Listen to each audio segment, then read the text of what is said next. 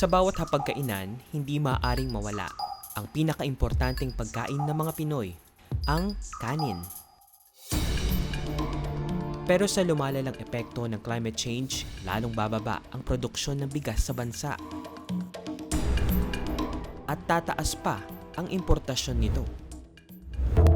Nitong February 3, nagdeklara ng food security emergency sa bigas ang Department of Agriculture. Layon nitong mapababa ang mataas na presyo ng bigas sa merkado. Sa kabila ng pagiging agricultural country ng Pilipinas, tayo ang pinakamalaking importer ng bigas sa mundo. Pero ayon sa mga mismong apektadong magsasaka, hindi na raw kailangan lumayo para sa solusyon.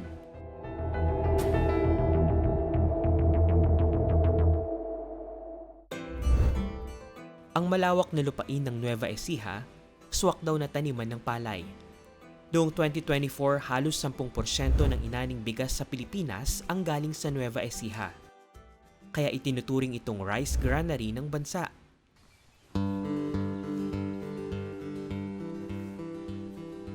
Tubong gapan sa Nueva Ecija ang magsasakang Silio de Velayo. Tulad ng daing ng maraming magsasaka, apektado rin ang kanyang taniman ng krisis sa klima. Nagkaroon ng kalamidad tayo na yung mga bagyo. Kung natatandaan po natin, ang bagyo natin dito sa Luzon ay halos 4 na bagyo yung dumaan, na halos sa 2 dito yung super typhoon na nakakita natin dito sa dumaan. Kaya ang nangyari, yung mga magsasaka na inabutan ng mga bagyong ito, halos talagang walang naani. O meron mang naani ay mababa. Kaya ang pangkaraniwan doon ay natalo o nalugi. Kasi medyo magbenta man ng palay, kung panay ang ulan, mababa yung presyo. Taon-taong sinasalanta ng mga bagyo ang Pilipinas. Noong 2023, halos 10 bilyong pisong halaga ng agrikultura ang napinsala dahil sa kalamidad. Sa pagtama ng bagyong Christine noong November 2024, 4.46 bilyong pisong halaga ng palay ang nasira. Ang mga problemang ito na kinakaharap ng mga magsasaka sa Pilipinas nakaabot hanggang sa ibang bansa. Suportahan at itaguyod ang dikaskayang pagsasaka. No? Mabuhay ang magsasaka! Mabuhay ang soberanya sa pagkain! Ako napunta doon bilang isang magsasaka. No, na meron akong presentation yung sa climate, no? Sa climate change na talagang siyang nakasisira. No? Nitong November 2024, ginanap ang 29th United Nations Climate Change Conference o COP29. Ito ang taunang meeting ng mga bansa para solusyonan ang pag-init ng mundo. Kabi-kabilang negotiations, meetings at media advisories ang ginawa sa loob ng 2 linggo. Nabigyan ng pagkakataong mairepresenta ni Liodi ang magsasakang Pilipino. Magsasawalang kibulang ba tayo doon sa nangyayari sa atin? Nagkakaroon na tayo ng malaking problema batay doon sa nabanggit natin na kami mga magsasaka ay epektado rito sa lumalalang klima na ito. Dapat nagbabanggit din naman kami. Magkaroon din sana kami ng boses. Bukod sa mas pinalakas na mga bagyo, problema rin ng mga magsasaka kapag malala ang tagtuyot. Pagka talagang hindi umulan ay talagang walang makapagtatanim. Kasi gustuhin man namin na meron kaming water reservoir, hindi siya sapat. No? Hindi siya sapat doon sa pangangailangan ng pagkatanim namin. Si Liodi, handa na raw ang kanyang mga tanim na palay ngayong taon. Hindi raw tipikal na binhi na nabibili sa merkado ang kanyang itinanim. Nakadiscover ako ng 3 klaseng binhi ng palay na halos sa maaga na maani. Nakaabot ako doon na halos sumakto yung tubig na nandoon sa water reservoir. Ng mga binhi ng palay na matibay sa sakit, malakas umani, matibay sa tagtuyot, matibay doon sa mga pagbabaha. No?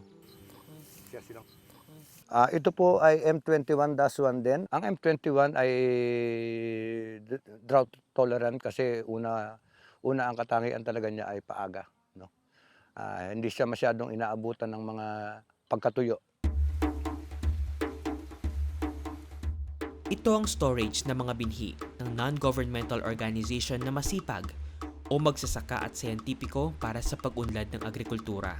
Si Franklin Campos ang namamahala rito. Dito po sa National Baka Farm, nagmi-maintain na po tayo dito ng mahigit 2,000 rice varieties. Ay meron tayong traditional rice varieties, meron ding masipag rice at farmer-bred rice. Ang ito namang traditional, meron tayong mga 823 sa kasalukuyan na ating inalagaan. Ang mga traditional rice varieties ay mga nakolekta galing sa mga iba't ibang mga lugar sa buong bansa at pinaparami natin dito sa National Baka Farm. Tapos pwede na natin itong ipamahagi. Ang masipag rice varieties naman ay meron tayo sa ngayong 2,202 na ating miniminti na dito. Nang ito ay mga produkto to sa pagpapalahi ng mga staff ng masipag dito sa National Baka Farm. Ang farmer-bred rice naman,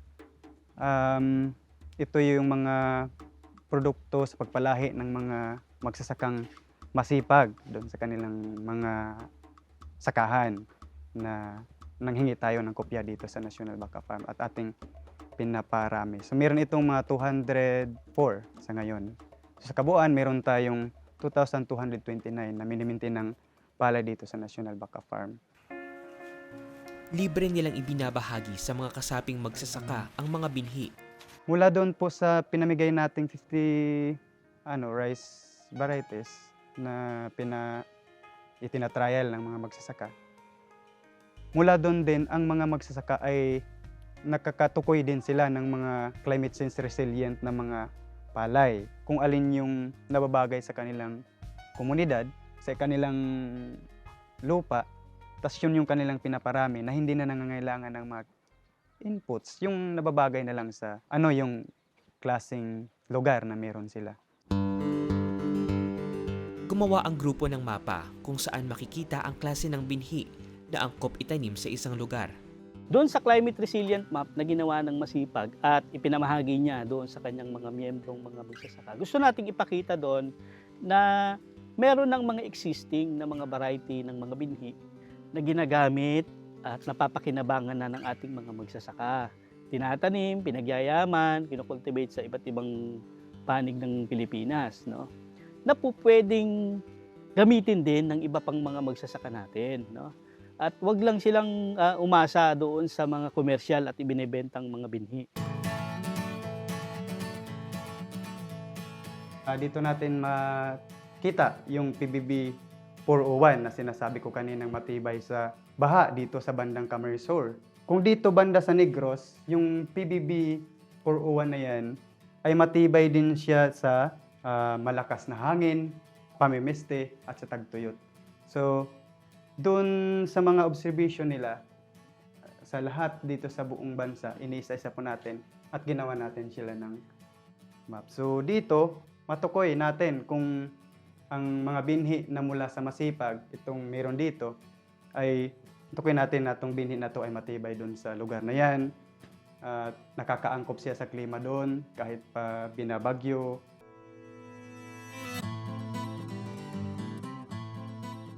Ito ay produkto sa pagpapalahi ng isang magsasaka at nagiging isang variety ng palay siya. So natsubukan siya dito sa bandang Camarines Sur na matibay siya laban sa baha. Dahil nung binaha doon, kasi ilang beses binagyo, nagkatumbahan yung mga palay, mga isang linggo, nung humupa ng baha, bumangon siya ulit. Tas namunga, tas nahinog, ganun. Tas nakaani pa rin yung magsasaka. M45 na kahit dinadaanan ng hangin, hindi siya natutumba. Ibig sabihin, matibay siya sa hangin. Traditional rice varieties to, na matibay din siya laban sa baha. Yan, nakakalaban siya. Nakakaani pa rin yung mga magsasaka. Ang mga kinakaharap na hamon ng mga magsasaka ay yung kahirapan ng akses sa binhi. Kasi kung bibili ka ng binhi, mahal. Tapos, yung mga binhi na yon ay nangangailangan ng mga inputs na bibilhin mo rin. Bawa mga abono, pestisidyo, at iba pa na mga ganon. So, hindi libre yon. binibili. Ang mga magsasakang mga mahirap, siguro mangutang bago sila makapagtanim. So kung halimbawa yung mga tanim nila na yon ay napepeste o nadadaanan ng mga kalamidad, nasisira, so kawawa ang mga magsasaka.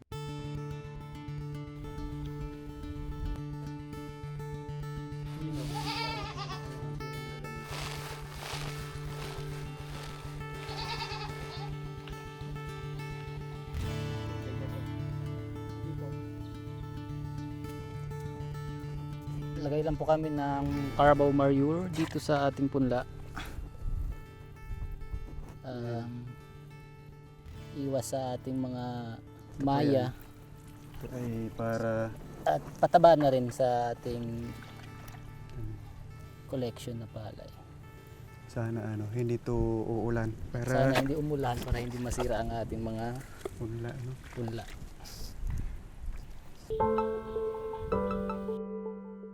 Para maparami ang supply ng mga binhi, isinasaka rin nila ito sa kanilang farm at patuloy na pinag-aaralan ang bawat katangian ng mga ito. Kada cropping, tinatanim po natin sila. So, ibig sabihin, yung mga binhi nang itatabi natin bago sila palagi. Kasi ang binhi ng palay ay nag-a-adapt din sa nagbabago nating klima. Sa ngayon po, ang sitwasyon ng punla bago siya tinanim ay 5 days pa lang po ito.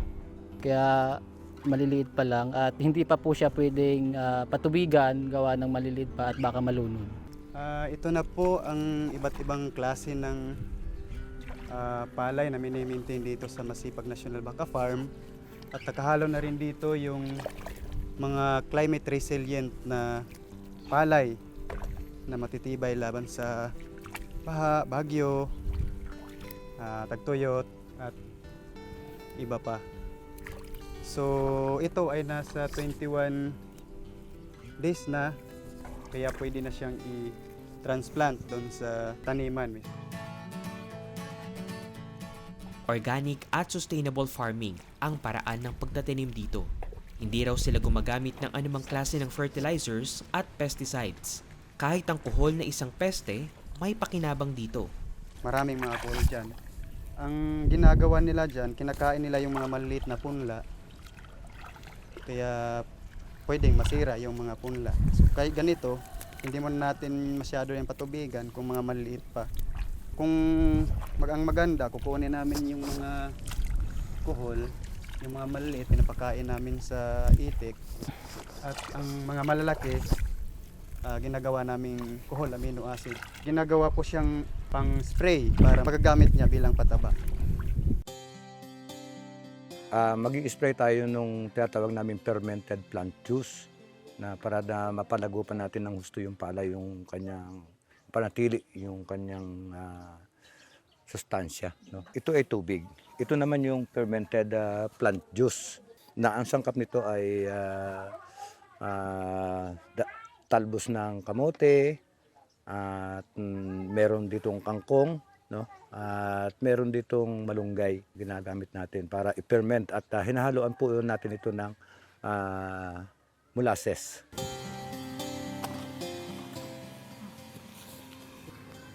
Dito sa sustainable agriculture kasi na batay doon sa ginagawa namin pamamaraan, no? Ay nakaiiwas tayo doon sa mapakalaki ng gastos. Yun yung una. Pangalawa, kung may dumating man na kagaya nito ay lumalalang climate change, ay magkaroon man ng pagbaba yung ani, ibig sabihin, hindi ka pa rin masyadong matatalo dahil lahat ng mga ginagamit ng organic agriculture na ginagawa namin ni Masipag ay yung kung ano yung materyales na nandoon sa kanyang sakahan na uubra nating panumbalikin yung taba ng lupa ay siya nang ginagawa. Ano, kamusta? Taong 1985 nang simulang buuin ang grupong Masipag. Walang food sovereignty at walang food security kung walang sustainable agriculture. At walang sustainable agriculture kung walang organic or likas-kayang pagsasaka. So magkakadugtong siya. No?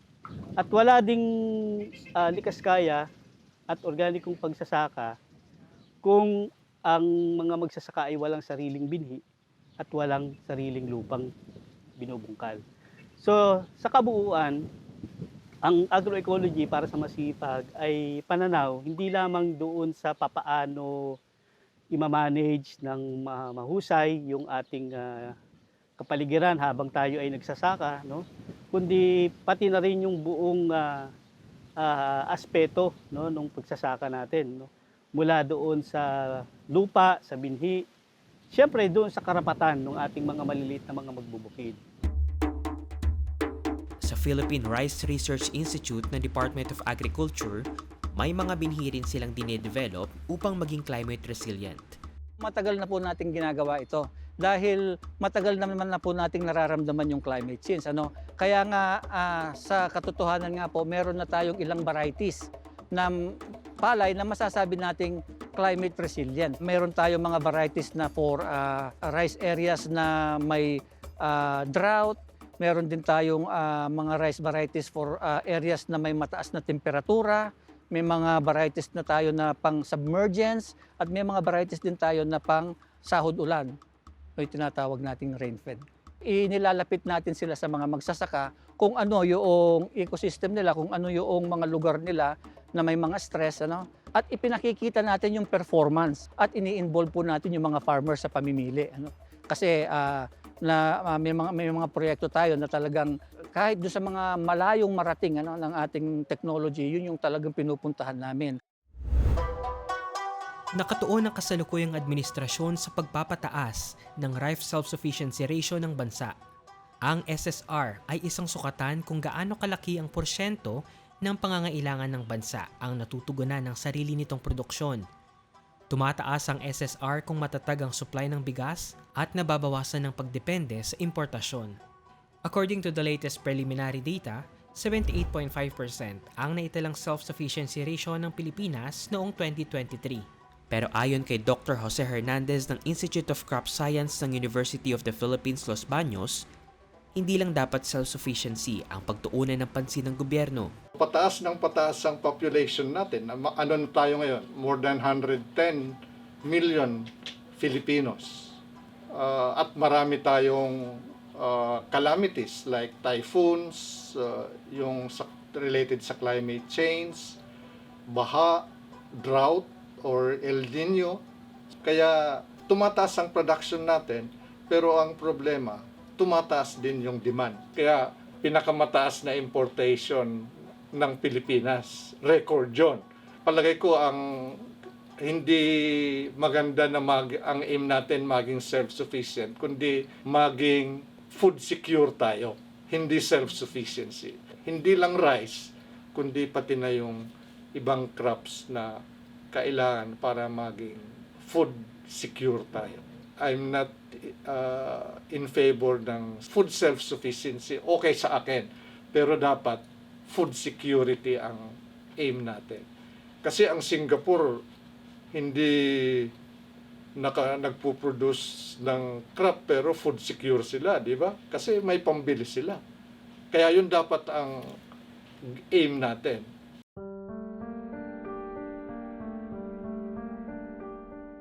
Sa pamamagitan ng likas kayang pagsasaka at ang binhing minanam mula pa sa aming mga ninuno, ay nakapag-develop kami ng mahigit 100 klaseng binhi, no, na climate resilience. Patunay na ang mga magsasaka ang solusyon. Kami talaga yung epektado nung climate change, nung mga kalamidad na ito. Kasi kami mga magsasaka talaga yung gumagawa ng pagkain. Pero kami yung inepektuhan. Tingnan ano ba talaga yung pangangailangan talaga ni magsasaka. Hinihiling natin yung mga pag-aaral pa rin, no? Mga patuloy na mga pag-aaral pa rin.